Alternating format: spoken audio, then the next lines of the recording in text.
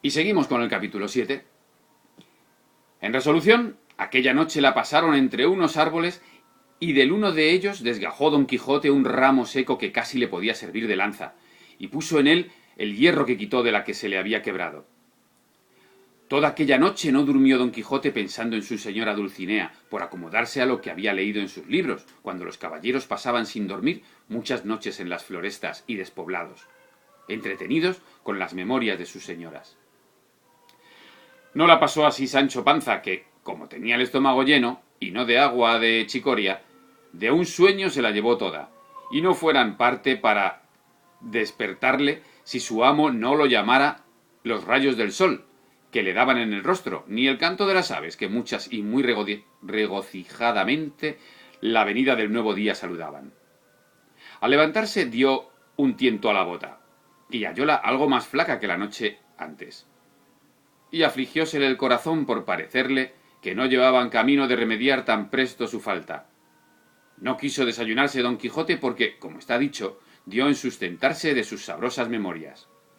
Esto de sustentarse de sus sabrosas memorias lo que hace es que te vuelve loco. Cuando uno no come y tiene muchas alucinaciones, se vuelve loco. Tornaron a su comenzado camino del Puerto Lápice, y a obra de las 3 del día le descubrieron. Aquí, dijo en viéndole Don Quijote, podemos, hermano Sancho Panza, meter las manos hasta los codos en esto que llaman aventuras. Mas advierte que aunque me veas en los mayores peligros del mundo, no has de poner mano a tu espada para defenderme, si ya no vieres que los que me ofenden es canalla y gente baja, que en tal caso puedes ayudarme. Claro, porque Sancho Panza también era gente baja. Pero si fueren caballeros, en ninguna manera este es lícito ni concedido por las leyes de caballería que me ayudes, hasta que seas armado caballero. Por cierto, señor, respondió Sancho, que vuesa merced será muy bien obedecido en esto, y más que yo de mío me soy pacífico y enemigo de meterme en ruidos ni pendencias. Bien es verdad que en lo que tocare a defender mi persona no tendré mucha cuenta con esas leyes, pues las divinas y humanas permiten que cada uno se defienda de quien quisiere agraviarle. No digo yo menos, respondió Don Quijote, pero en esto de ayudarme contra caballeros has de tener a raya tus naturales ímpetus. Digo que sí lo haré, respondió Sancho, y que guardaré ese precepto también como el día del domingo. Vamos, que él era muy práctico, a lo que le gustaba era descansar el domingo y no meterse en líos, si no era imprescindible. Estando en esas razones, asomaron por el camino 2 frailes de la orden de San Benito, caballeros sobre 2 dromedarios que no eran más que pequeñas 2 mulas en que venían. Claro que para Don Quijote eran caballeros sobre dromedarios, y en realidad eran monjes de San Benito encima de mulas. Traían sus antojos de camino y sus quitasoles. Detrás de ellos venía un coche con 4 o 5 de a caballo que le acompañaban, y 2 mozos de mulas a pie. Venía en el coche, como después se supo, una señora vizcaína que iba a Sevilla, donde estaba su marido, que pasaba a las Indias con un muy honroso cargo. No venían los frailes con ella, aunque iban en el mismo camino, mas apenas los divisó Don Quijote cuando dijo a su escudero: «O yo me engaño, o esta ha de ser la más famosa aventura que se haya visto». Bueno, él todo era lo más famoso. «Porque aquellos bultos negros que allí parecen deben de ser, y son sin duda, algunos encantadores que llevan hurtada alguna princesa en aquel coche, y es menester deshacer ese tuerto a todo mi poderío». «Peor será esto que los molinos de viento», dijo Sancho. «Mire, señor, que aquellos son frailes de San Benito, y el coche debe de ser de alguna gente pasajera. Mire que digo que mire bien lo que hace, no sea el diablo que le engañe». «Ya te he dicho, Sancho», respondió Don Quijote, «que sabes poco de achaque de aventuras. Lo que digo yo es verdad, y ahora lo verás». Esto es como Carmina y Abén. Lo que dice Carmina se hace verdad. Y diciendo esto, se adelantó y se puso en la mitad del camino por donde los frailes venían, y en llegando tan cerca que a él le pareció que le podrían oír lo que dijese, en voz alta dijo: Gente endiablada y descomunal, dejad luego al punto las altas princesas que en ese coche lleváis forzadas, si no, aparejaos a recibir presta muerte por justo castigo de vuestras malas obras. Detuvieron los frailes las riendas y quedaron admirados así de la figura de Don Quijote como de sus razones, a las cuales respondieron: Señor caballero, nosotros no somos endiablados ni descomunales, sino dos religiosos de San Benito, que vamos nuestro camino, y no sabemos si en este coche vienen o no ningunas forzadas princesas. Para conmigo no hay palabras blandas, que ya yo os conozco, fe mentida, canalla, dijo Don Quijote. Y sin esperar más respuesta picó a Rocinante, y la lanza baja arremetió contra el primero fraile con tanta furia y denuedo que si el fraile no se dejara caer de la mula, él le hiciera venir al suelo mal de su grado, y aún mal ferido si no cayera muerto. El segundo religioso, que vio del modo que trataban a su compañero, puso piernas al castillo de su buena mula y comenzó a correr por aquella campaña más ligero que el mismo viento. Sancho Panza, que vio en el suelo al fraile, apeándose ligeramente de su asno, arremetió a él y le comenzó a quitar los hábitos. Llegaron en esto dos mozos de los frailes y preguntáronle que por qué le desnudaba. Respondióles Sancho que aquello le tocaba a él legítimamente como despojos de la batalla que su señor Don Quijote había ganado. El rollo que le habría metido Don Quijote para que Sancho estuviera convencido de que todo lo que fuera dejando se lo podía quedar él. Como despojos de la batalla que su señor Don Quijote había ganado. Los mozos, que no sabían de burlas ni entendían aquello de despojos ni batallas, viendo que ya Don Quijote estaba desviado de allí hablando con las que en el coche venían, arremetieron con Sancho y dieron con él en el suelo, y sin dejarle pelo en las barbas, le molieron a coces y le dejaron tendido en el suelo, sin aliento ni sentido. Y sin detenerse un punto, tornó a subir el fraile todo temeroso y acobardado y sin color en el rostro, y cuando se vio a caballo, picó tras su compañero, que un buen espacio de allí le estaba aguardando, y esperando en qué paraba aquel sobresalto. Y sin querer aguardar el fin de todo aquel comenzado suceso, siguieron su camino haciéndose más cruces que si llevaran al diablo a las espaldas. Vamos, que se fueron espantados de allí. Don Quijote estaba, como se ha dicho, hablando con la señora del coche, diciéndole: La vuestra fermosura, señora mía, puede hacer de su persona lo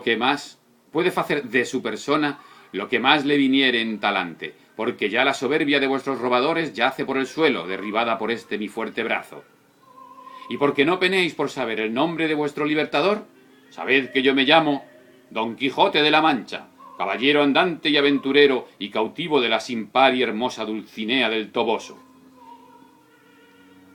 Y en pago del beneficio que de mí habéis recibido, no quiero yo otra cosa sino que volváis al Toboso y que de mi parte os presentéis ante esta señora y le digáis lo que por vuestra libertad he fecho.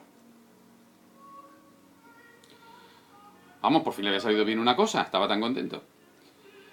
Todo esto que Don Quijote decía, escuchaba un escudero de los que el coche acompañaban, que era vizcaíno, el cual, viendo que no quería dejar pasar el coche adelante, sino que decía que luego había de dar la vuelta al Toboso, se fue para Don Quijote y, asiéndole de la lanza, le dijo en mala lengua castellana y peor vizcaína de esta manera: «Anda, caballero, que mal andes, por el Dios que crióme, que si no dejas coche, así te matas como estás ahí, vizcaíno».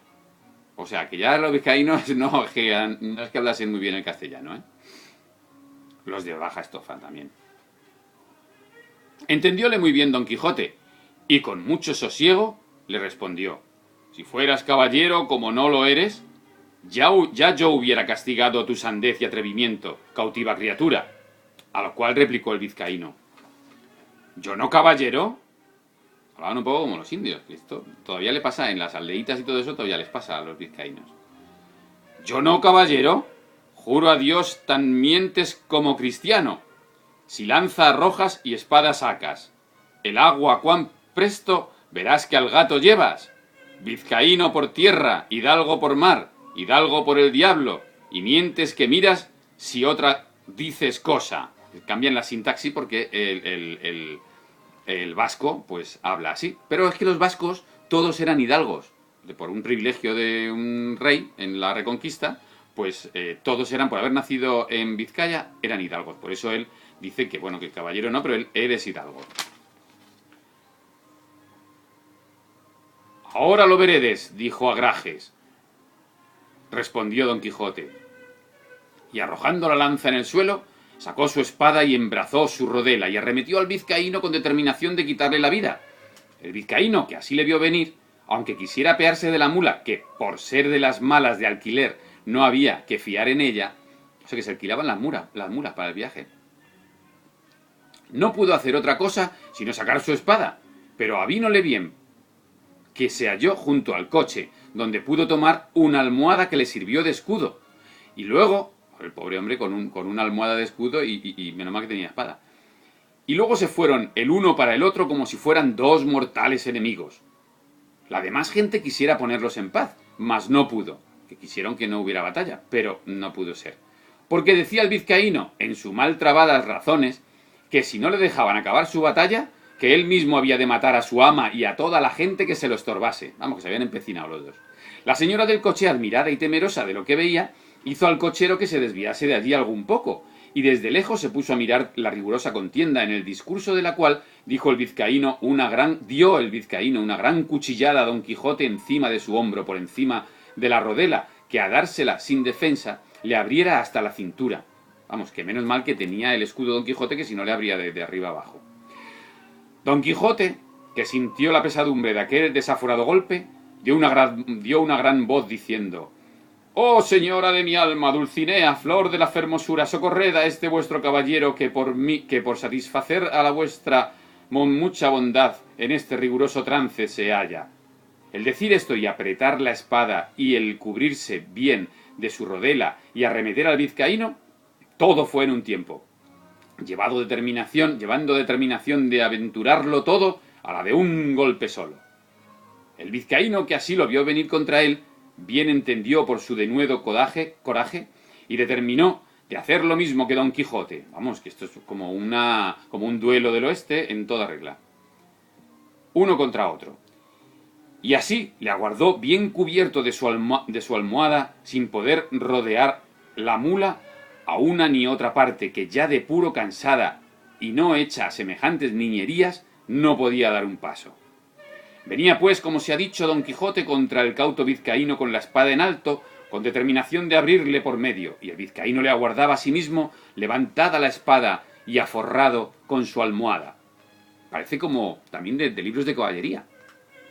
Y todos los circunstantes estaban temerosos y colgados de lo que había de suceder de aquellos tamaños golpes con que se amenazaban, y la señora del coche y las demás criadas suyas estaban haciendo 1000 votos y ofrecimientos a todas las imágenes y casas de devoción de España, porque Dios librase a su escudero y a ellas de aquel tan grande peligro en que se hallaban.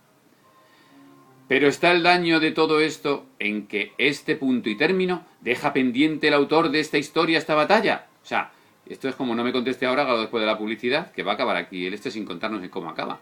Disculpándose que no halló más escrito de estas hazañas de Don Quijote de las que deja referidas. Bien es verdad que el segundo autor de esta obra no quiso creer que tan curiosa historia estuviese entregada a las leyes del olvido, ni que hubiesen sido tan poco curiosos los ingenios de la Mancha que no tuviesen en sus archivos o en sus escritos algunos papeles que de este famoso caballero tratasen. Y así, con esta imaginación, no se desesperó de hallar el fin de esta apacible historia, el cual, siéndole el cielo favorable, le halló del modo que se contará en la segunda parte. O sea que nos deja un intríngulis. ¡Ay, madre!